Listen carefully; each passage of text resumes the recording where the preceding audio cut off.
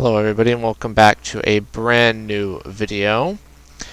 We're going to start off with the frontline updates for the Global Awareness Report. We're going to start off in the north here of Luhansk, in the Kharkiv front, where the Russian forces have captured parts of the area west of Dovrichna in Harnyakivka, right here, and they have pushed to the Oskil River. This minor Russian offensive here. I'm not entirely sure why the Russians are trying to push in this region. Maybe it is to get ready or get into a better position for a Russian offensive from the north, down the Oskil River from the west bank of the river. Or maybe they are just trying to get into a better defensive position.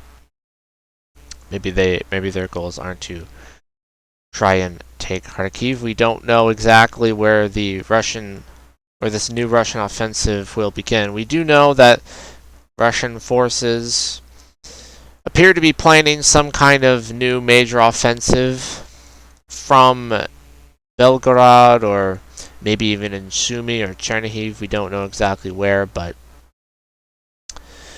it appears that after Bakhmut falls, which is holding on for a lot longer than people thought it would, but it is still holding on. But maybe after that falls, if Russia manages to take that, which it's looking very likely that they will manage to take Bakhmut, then the offensive will start, is what some analysts are saying. I believe that was the opinion of an Israeli military official. And speaking of Bakhmut, to the north of it in Paraskorivka, the Russian forces have captured it on the 17th. Oh yes, they captured this town also on the 17th, by the way. But on the 17th, they captured Paraskorivka, and they are pushing closer and closer, inching closer and closer towards Bakhmut from the north. And actually, from the south, the Russian forces have been pushed back a little bit from this TO 504 highway here. They actually had physical control over the highway, but now that has been lost. Also, allegedly, this bridge over the canal has been destroyed. I cannot confirm this, but I've heard of rumors that this bridge has been destroyed. So even if the Ukrainians have full control over the highway, it might actually not be very useful to them. So that is pretty much it for any major frontline updates. This war is a bit strange, as sometimes, every week major advances happen, major gains happen, there's a lot to talk about. And sometimes, the front line barely moves at all. It's very strange how that works, although I guess that's just the nature of war. It's unpredictable. We're now going to move over to the geopolitical news, and we're going to start off by the United States has told its citizens that they should leave Russia immediately, that all American citizens should immediately leave Russia on February the 13th, and that no citizens should travel to Russia. Russian security services have arrested U.S. citizens on charges singled out U.S. citizens in Russia for harassment and whatnot, the embassy said. Russian authorities arbitrarily enforce local laws against U.S. citizens, religious workers, and have opened questionable criminal investigations against U.S. citizens engaged in religious activity. The Kremlin says it's not the first time U.S. has asked citizens to leave Russia. So this is concerning, because usually when this happens, usually when an embassy tells its citizens to leave and it tells its citizens to not travel, that happened before Russia launched its initial invasion last year, in February last year. So people have looked at this and they're thinking maybe that they're looking at this thinking that it is a sign that Russia is going to launch a new offensive somewhere against Ukraine. We don't know where exactly, of course, but it is very interesting how they have said to leave Russia now. That they are warning people to leave Russia right now instead of, any time previously. That right now, as speculations of a new offensive are, flying everywhere, that now they are telling their citizens to leave Russia immediately. On the 18th of February, the United States declared that Russia had committed crimes against humanity in Ukraine. The Biden administration formally concluded that Russia has committed crimes against humanity during its near-long invasion of Ukraine, Vice President Kamala Harris said on Saturday. In the case of Russia's actions in Ukraine, we have examined the evidence. We know the legal standards, and there's no doubt these are crimes against humanity. Vice President Kamala Harris said at the Munich Security Conference. Also, in addition to that, I would like to say that Poland, during the Munich Security Conference, which was held very recently, or might even still be going on, Poland said that it would not send F-16s to Ukraine, but we're going to talk about F-16s being sent to Ukraine a little bit later. I just wanted to note that. Poland said it would not send those fighter jets. This is not surprising that the United States would say Russia's committed war crimes, crimes against humanity. As far as I know, there's no definitive proof, although I haven't looked into this, so don't take my word as authority on this matter. But I have not really I haven't looked into it, so I'm not sure how good the evidence is or not, but take this as you will, although it shouldn't come as a surprise to really anybody that they would say something like this. Also in the news, the first class of Ukrainian fighters, Ukrainian soldiers, finished advanced U.S. training. This is according to the AP. The first class of 635 Ukrainian fighters has finished a 5-week advanced U.S. course in Germany on sophisticated combat skills and armored vehicles that will be crucial in the coming spring offensive against the Russians, the Pentagon said on Friday. As the Ukrainians have said, or the Pentagon has said, that Ukraine is planning on a spring offensive. We don't know where, most likely from Zaporozhye to Melitopol, to try and separate the land bridge between the Russian mainland and Crimea, and try to take this area back. That's probably the most likely, or maybe even in the north of Luhansk could also be a viable offensive. But the Pentagon press secretary Brigadier General Pat Rader, said that additional training is already underway at the Gefrenvoye training area and will involve about 1,600 more Ukrainian troops. So, the United States, of course, is training as many Ukrainian troops as it can. So they've been training with the Bradley and the M109 Paladins.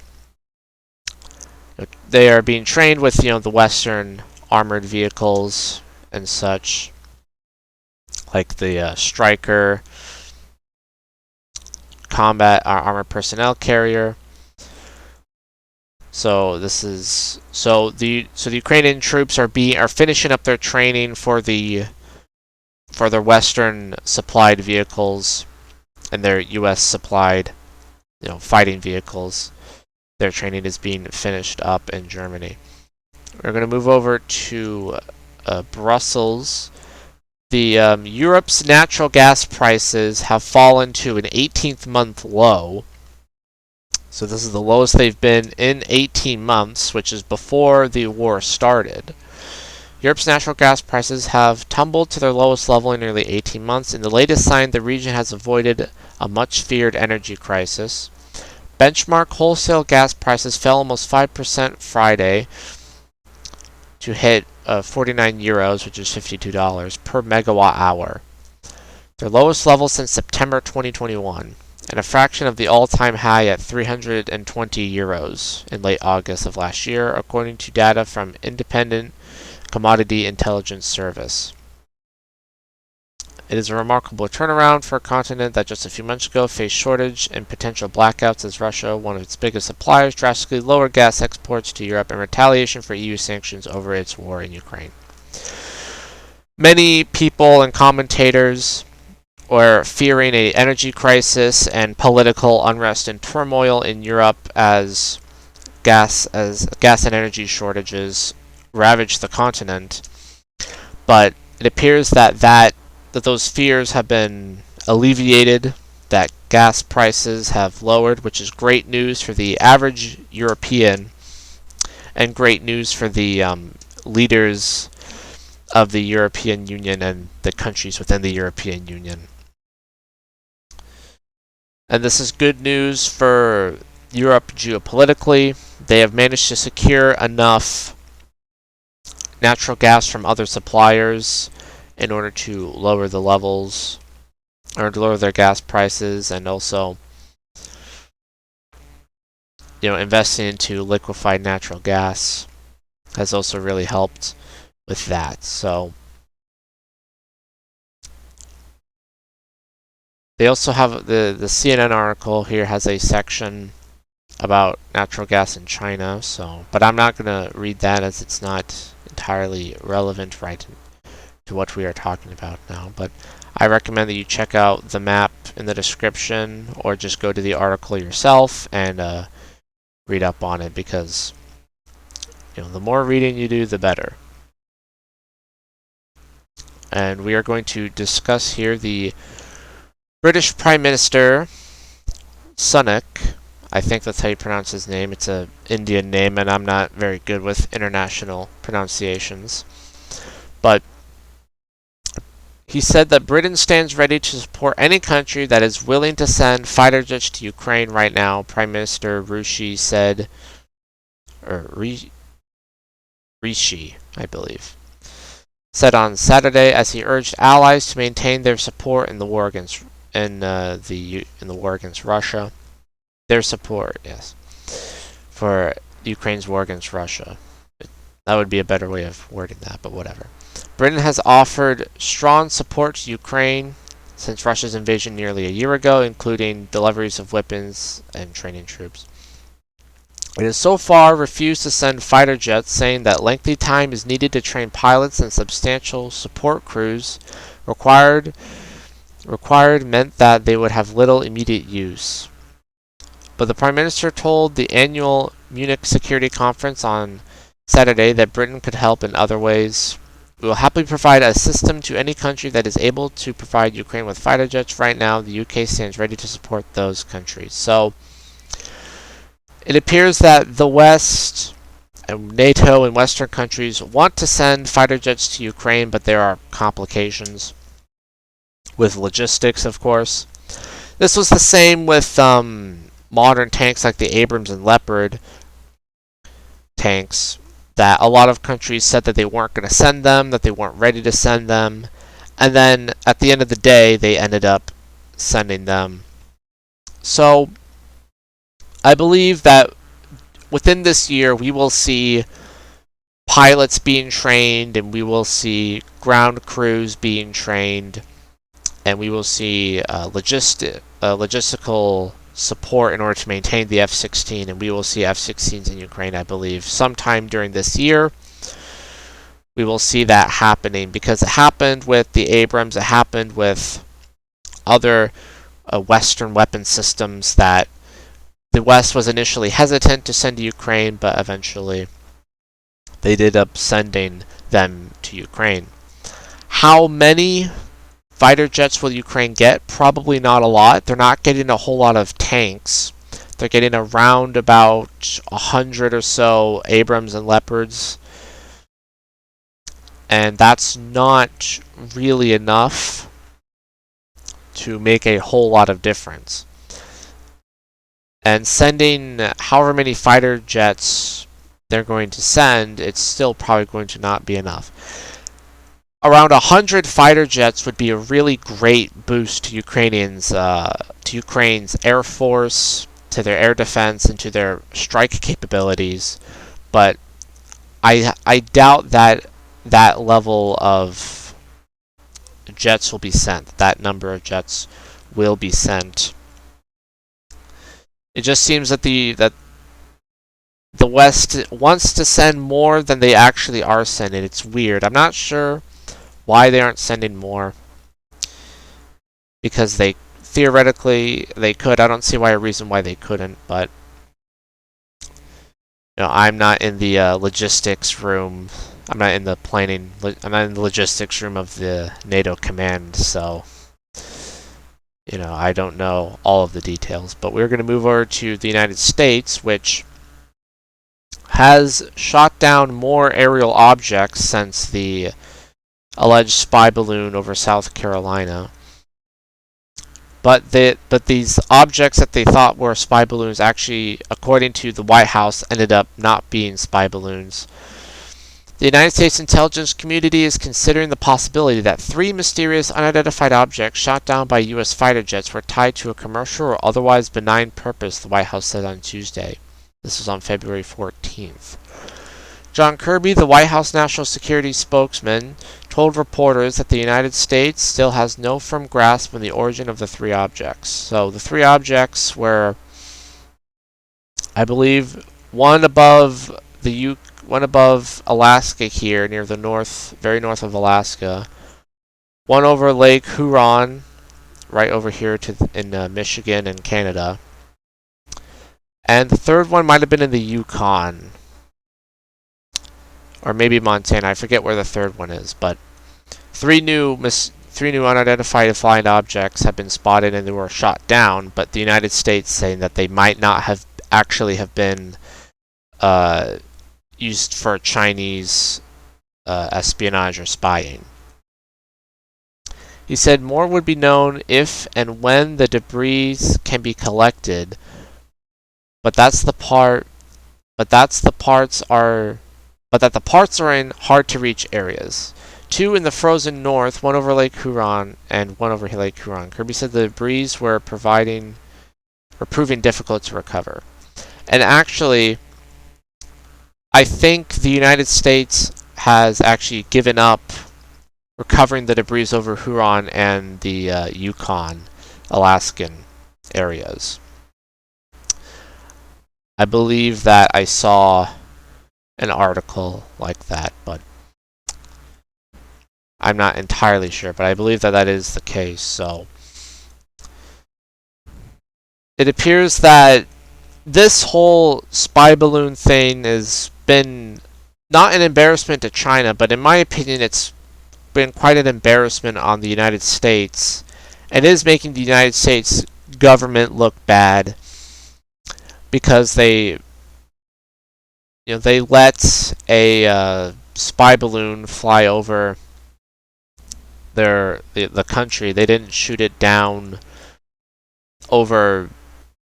They didn't shoot it down as soon as they saw it, which there are arguments to be made that that was the right choice to let it fly over to the Atlantic and shoot it down there. But in the eyes of most Americans, I think that most Americans want it to be shot down as soon as possible, and that they are very disappointed in how the government's and outraged at how the government has handled this, and the fact that they're now saying that objects they shot down were not even linked to any kind of Chinese spy program. It does look bad on America and on the U.S. government.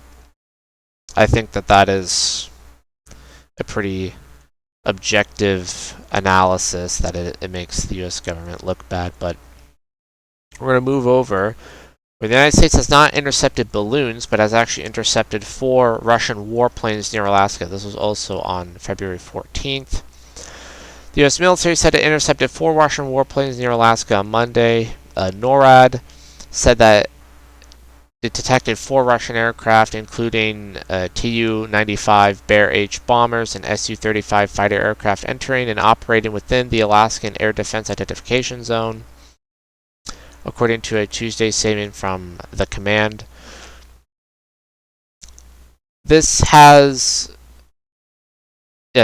activity happens regularly. An average of 6 to 7 intercepts of a Russian military aircraft in the ADIZ have happened annually since 2007. I'm not sure. This is from The Hill. I would like to criticize the Kremlin military aircraft. That doesn't really make much sense. I think Russian military aircraft would fit far better there, but that's just a small grammatical critique there. I find that a little silly. I'm not gonna pretend that I don't find that silly. But anyways, this is something that happens regularly. It's not too big of a deal, but I do think that it's interesting how Russia has continued this Cold War legacy of sending aircraft near Alaska. It just goes to show that this spy balloon thing is not new. Sending aircraft, whether it be fighter jets, bombers, or spy balloons into your rival's airspace, is not entirely uncommon.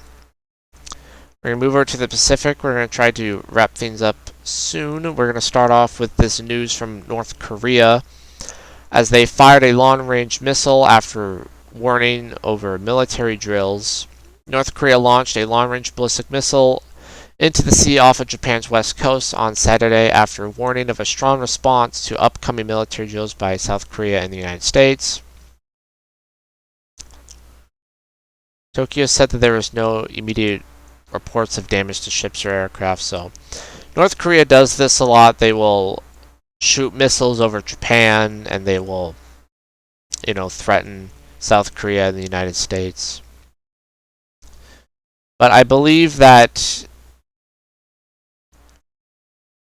these military drills I believe that these are the annual military drills for the United States and South Korea. So the United States and South Korea are going to obviously continue to maintain their relationship against North Korea, which I believe last week we talked about how they are continuing to develop their nuclear program and are close to developing a nuclear missile capable of striking the continental United States. I believe we talked about that last week. That is something that we reported on. I could be misremembering though. But in interesting news, China has also claimed that 10 high-altitude American balloons flew in its airspace in the past year. So China is saying that they are preparing to shoot down an unidentified flying object flying near the Yellow Sea, and that the United States has sent spy balloons over China. Now, a lot of people are probably not going to believe this, and I'm not sure if I really buy this. It is, of course, possible, but this could just be obviously propaganda, misinformation, disinformation to try and it's mostly for Chinese citizens so that the Chinese citizens believe that China wasn't responsible for the spy balloon, and to try to make the U.S. look even more, bad by saying that those weren't our spy balloons. They claim that it was just a weather balloon and whatnot. So, anyways, I thought that this was interesting news. That both sides are claiming that they are sending spy balloons over each other. But we are going to move down to our last two pieces of news, which is that The Philippines said that China used a laser against a Coast Guard vessel. The Philippines on Monday accused Chinese Coast Guard ship of hitting a Philippines Coast Guard vessel with a military-grade laser and temporarily blinding some of its crew in the disputed South China Sea, calling it a blatant violation of Manila's sovereign rights. This happened, as the whole spy balloon debacle was unraveling, continued to be unraveled. So Chinese, we talk about it all the time. China is just becoming more and more bellicose by the year. It feels like more and more belligerent towards its neighbors. Although these incidents might seem small, one small incident is not very meaningful. But once you have dozens and dozens and dozens of small incidents, it builds up. And it just slowly increases the tension between you and that country over time. So things like this add up. And so it's important to cover. And of course, the United States has backed the Philippines.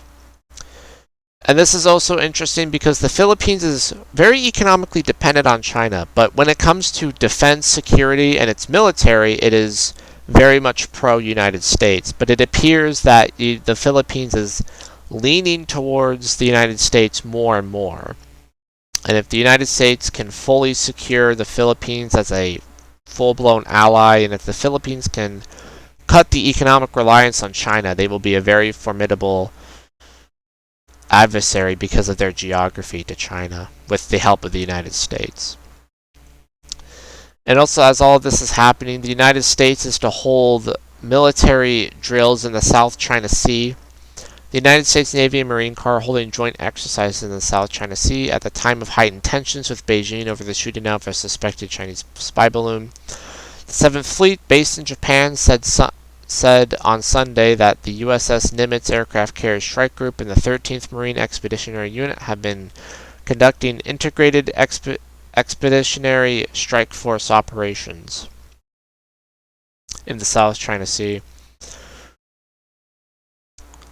So the tension between China and all of its neighbors, or most of its neighbors, I should say, and the United States, it just keeps on increasing. So it is concerning because every time something like this happens, the higher a chance of a war between China and the United States breaking out increases. But there are a lot of reasons as to why China and the United States won't go to war, and there are reasons and arguments that they might go to war. So it's just so hard to tell what will happen, but you have to read all of the relevant news, read all of the relevant information, listen to experts and people, and get a diverse range of views on the world, and get a diverse number of opinions from all sorts of different perspectives in order to try and have the most complete picture you can of what's happening in the world. And that's what I'm trying to do here, is provide my own personal analysis on these things. So I hope you enjoyed. I hope you found this information informative. I hope you found the information useful and informative. And be sure to like, comment, and subscribe. Leave any kind of criticisms you have in the comments so that I can continue to improve the quality of this content. So thank you for watching, and I'll see you in the next one.